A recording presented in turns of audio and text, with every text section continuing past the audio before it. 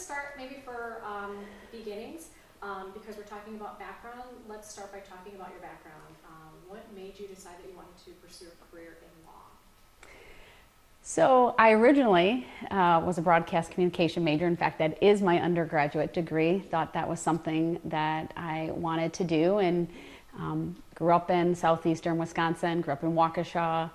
So when I was at Marquette University, I had some internships between WTMJ and WISN, and I also have a twin sister, and she became a mom around that time. And I really enjoyed being an aunt, and kind of said to myself, I'm not sure I'm ready to go to small markets and travel and be away from home, and kind of, work your way up with that. And I said, I think I'm gonna pursue law, and just kind of felt a pull, maybe a tug at my heartstrings a little bit, and was interested at that time was interested in First Amendment religious liberty law, due to some things that my mom was involved with when I was growing up and in high school.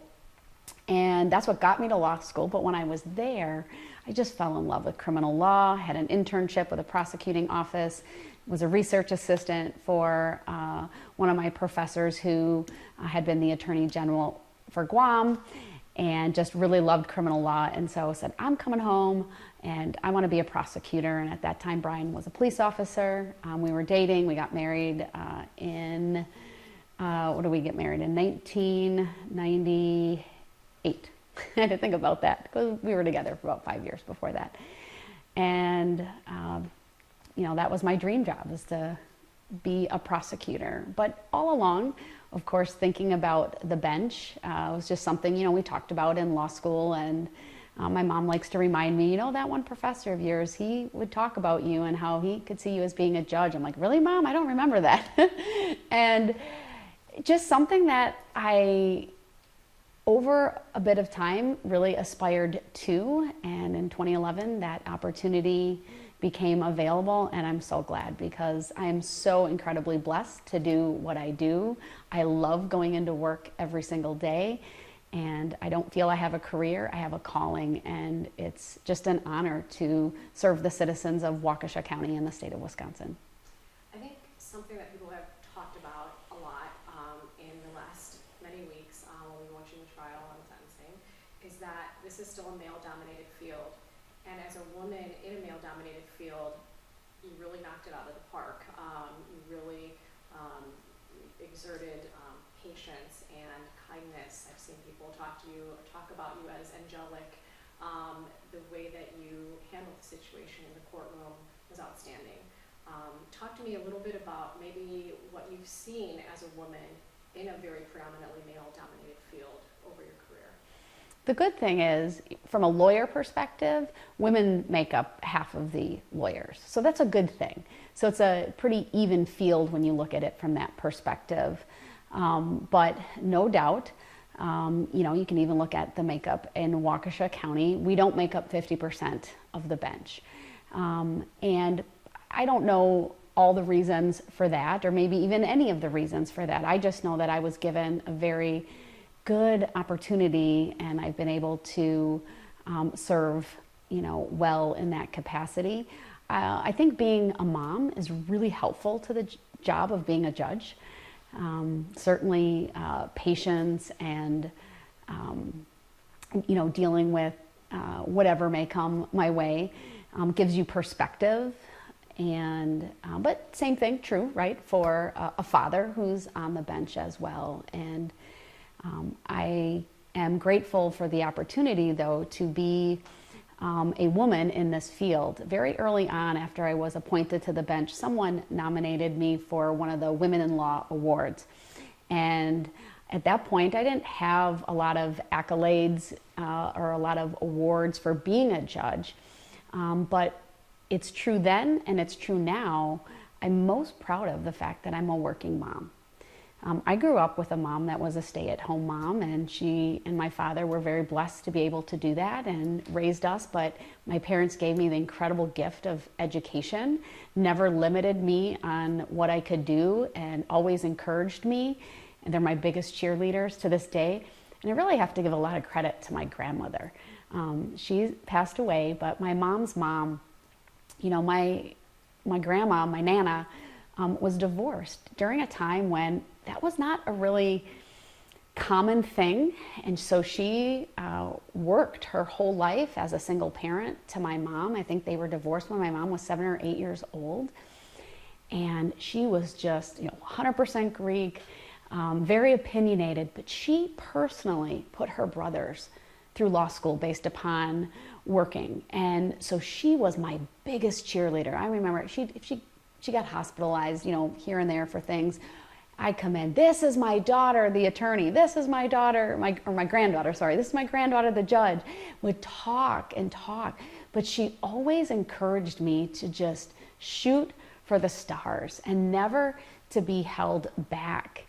And she was just so proud that I went into the field of law because of the kind of the rich tradition in our family on that side of lawyers. And I was able to do that, early on. My mom, my grandma, and my mother-in-law all watched, our firstborn. So I was able to stay working. And then after I had two, I actually left the DA's office because I wanted to have more time with the children. They were little, they were 16 months apart, and loved criminal law, so it seemed like a natural fit.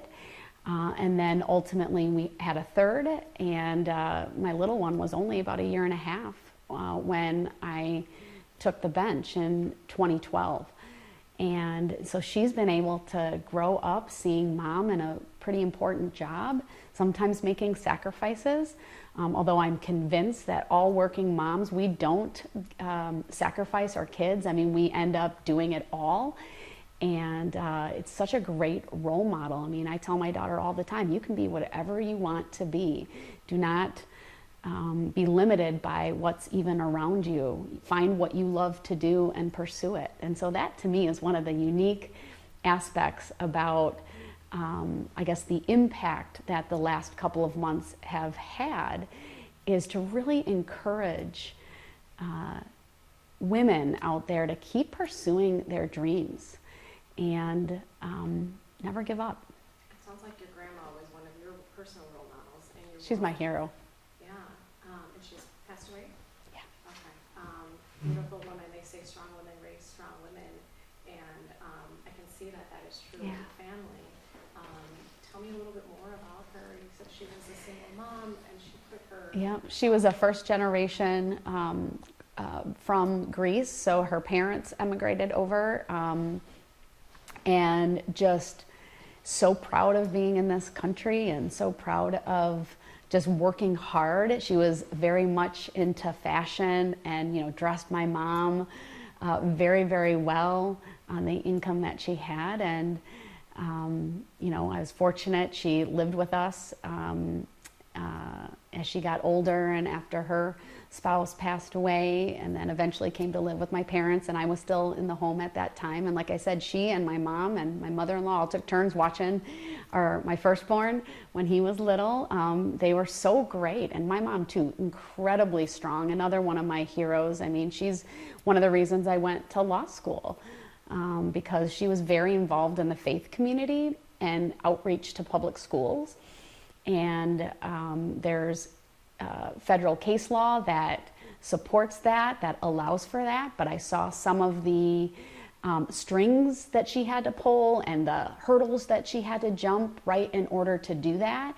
And that's what really propelled me to law school. So the women in my life, my mom and my grandma and my mother-in-law too, my gosh, a single mom of 7 who so strong. They're my biggest cheerleaders, and they've made it possible for me to pursue my dreams and to do that while also having a family. I'm very blessed. We have seen a lot of women, and men too, on your Facebook fan page. I should say plural because I believe there's more than one. The comments just continue to pour in for people who all around the world got to see the trial thanks to things like YouTube. And I want to talk a little bit about maybe just this new fan base that you have developed. Obviously, having grandma in your world, having mom in your world, and I'm sure the comments from family have also been super supportive. But have you, I know I hear that you've gotten a lot of fan mail at work as well. Have you had opportunity to read any of this stuff, whether it was the fan mail coming into the courthouse or anything online on these Facebook fan pages? I've really kept it to a minimum. As far as the direct mail or emails that were received at work, they're actually kind of on quarantine because I didn't want to run afoul of my ethics requirements and not reviewing ex parte communication. So just things that are sent to me only and not sent to the parties. So everything was either copied or put into what we call a general file with the clerk of court. And then I did a memo to the file so that the parties knew that that was in there, but really not reviewing it, not because I'm not interested or grateful or anything like that, but because I wanted to make sure that I only do that at the right time. I have kept up a little bit with the media coverage. I feel that's important to do just generally, so I'm aware for any case that I may have that gets media attention. It's important to keep track of that. So I have a little bit of a perspective about what's out there, but not a lot. I mean, friends would send me things. I'm not, although I have a Facebook page, I purposely have not had it up for quite some time. I only reactivated it for a little bit because of a sport that my daughter's involved in and needing to get information about some competitions and things like that, but haven't been on it for a little bit now again. And so I'm not really sure what's out there other than what people kind of send me. Maybe friends send me a text message here or there. It's just overwhelming to know that people appreciate the job that I've done and are encouraged, especially when I hear stories about their daughters or granddaughters looking at their career and saying, I'm going to go to law school. I can do that because of what I've seen. That just blows me away. I mean, the first time I went out to dinner and I got recognized, it was a mom asking me to take a picture with her daughter. And I could kick myself to this day because I wish I would have spent a little bit more time talking to her. I was just so kind of overwhelmed with the idea that someone wanted a picture with me that I'm like, okay, sure, I'll have a picture. And then I went and sat down for dinner. That's been just amazing. And the women who come up to me of just a variety of backgrounds is just really neat. Will you at some point, do you think once the trial is completely, everything is said and done, will you at some point then have opportunity to look at? Yes, I definitely want to do that. I just need to make sure that it's the right time, and I'm not going to respond to it. But other than, I'm very appreciative that people would take time and communicate with me. I think that would take several days to respond to everything. There's so much there. So that is incredible. Let's talk a little bit more about the people, the support that you have out there, because as I understand, I was talking to the Wisconsin Republican Party, and I know we don't want to talk about a run for Supreme Court at this point, but I want to talk about the people who have expressed interest in you running for the Supreme Court. Again, the Wisconsin Republican Party telling me that they've gotten several inquiries about it, and the support is incredible up there. Do you want to talk a little bit about that aspect, that people are hoping to see you go for it? It's been overwhelming, the show of support and encouragement for me to consider entering into the Supreme Court race. Obviously, it's a spring election, and things need to move very quickly if I decide that that's something I want to pursue. It's an honor to be recognized for the work that I've done and to be considered for something like that. Certainly it's something I've thought about throughout my career. That's not a secret. I thought about it, 5-6 years ago, and a variety of races, and timing just wasn't right for me for those races. I think I owe it, though, to the citizens of Wisconsin to really think about this seriously and then make a decision on what I want to do. It certainly would be a tremendous honor and a privilege to continue my service to the state in that way. Is there a time frame when you will be allowing yourself time to consider it? The mechanics of a campaign involve, nomination papers and things of that nature, which start in very short order. So whatever I decide to do, I will be doing that in pretty quick order. Okay, it would be fast, wouldn't it? All right, let's also go back to, you wanted to talk a little bit about family and work-life balance, especially in a case where you got done with. It was a 4-week, 5-week commitment, long hours. Some of the things that you said were that it was difficult to watch, especially the videos that were shown, the witness impact statements that came before you, victim impact statements that came before you were difficult. They would take you to a place of thinking about them, being up at night thinking about them when you got home, because they were just so heartbreaking.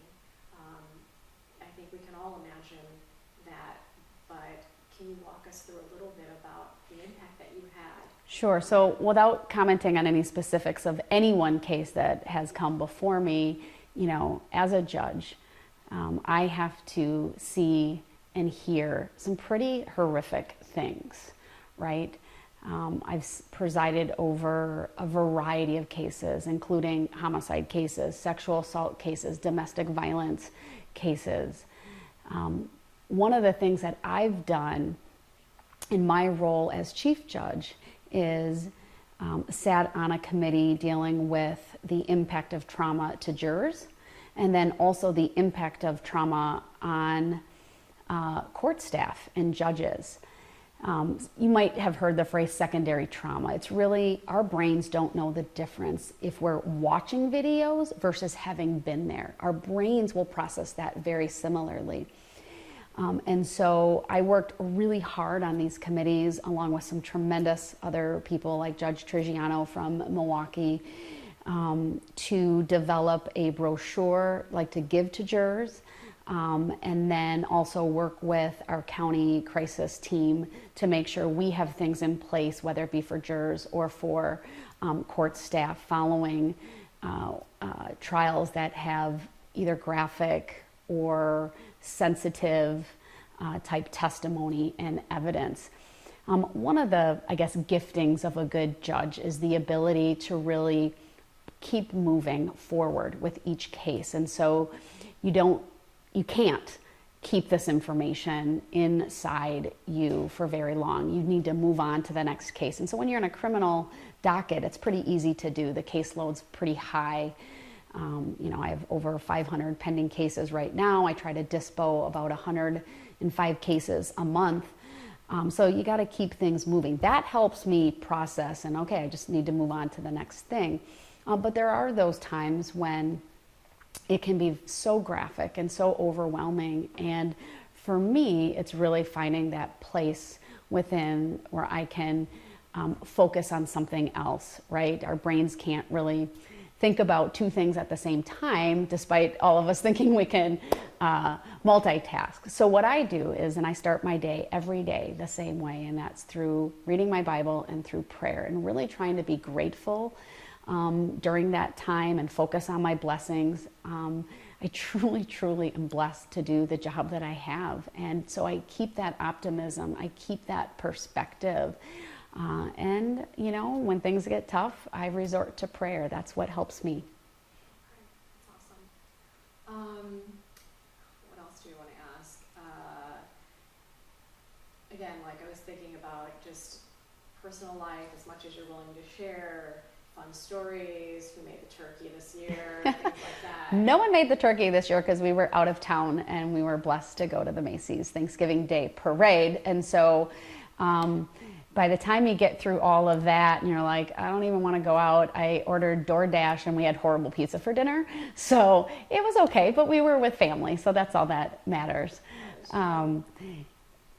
Otherwise, if I were to be around, I enjoy making turkey I'll leave the stuffing to my brother and my dad will make a ham. I love making sweet potatoes.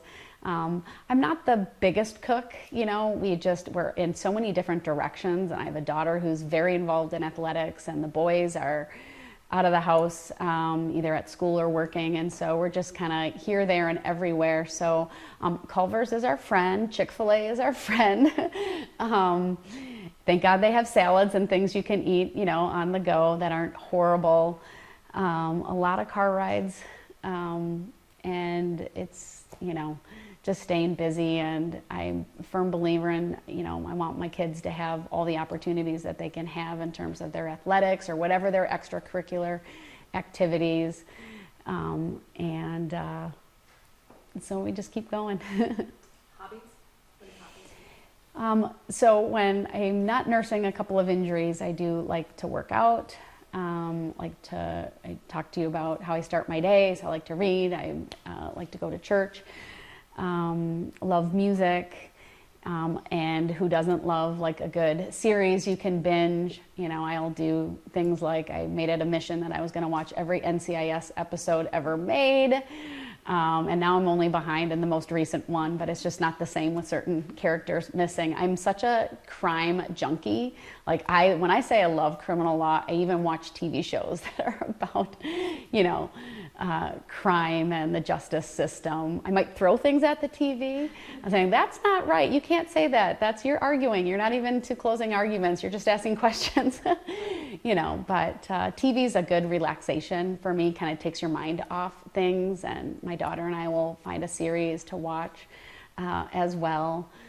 And, you know, like anyone, we watch Stranger Things. And I love the series The Crown. And I'm kind of all over the board with that kind of stuff, but yeah. Okay, well, that was fun. All right, question about the glasses. Everybody wants to know, where are the glasses from? So, little secret, I don't need my glasses to actually see far, but I do need them for reading and the computer. And so I have good glasses because the lenses really matter with all that computer light and overhead light. And so my eye doctor, at the eye group, these are, I think they're Lilly Pulitzer, and there you go. So, but they work, so. Awesome. Any final thoughts for you? Just that I'm, you know, so blessed to be able to serve the public the way that I have been elected to do. I love, love, love my job, and I can't imagine not being in law. And, you know, who knows what the future has in store for me, but I'm just very grateful for where I'm at right now. One final question, and I just remembered from a colleague of mine that I promised I would ask. It is regarding Chisholm, District Attorney Chisholm, and I don't know if you're able to talk a little bit about it. It's not specific to your case, but it's about the case that came before your case, in which Mr. Brooks was accused of running over his child's mom, and people, even in victim impact statements, were mentioning the fact that had there been a stronger bail, he would not have had the opportunity to be at the Christmas parade that fateful day. So I don't want to touch upon, right, anything specific with Mr. Brooks or the case because of a pending nature, but what I can say is this. Our bail laws in Wisconsin go back to 1980, and it was amended in both our Constitution and our statute in a way that doesn't allow judges to consider community protection when setting bail. And that's a flaw in our system that needs to change. I, as judge, obviously have to apply the law that's there, but hopefully our policymakers will take a serious look at that and give judges the ability to make the right decision with the right factors. And there is some legislation that's pending that I think would meet that need and that goal, and give judges the ability to make better determinations.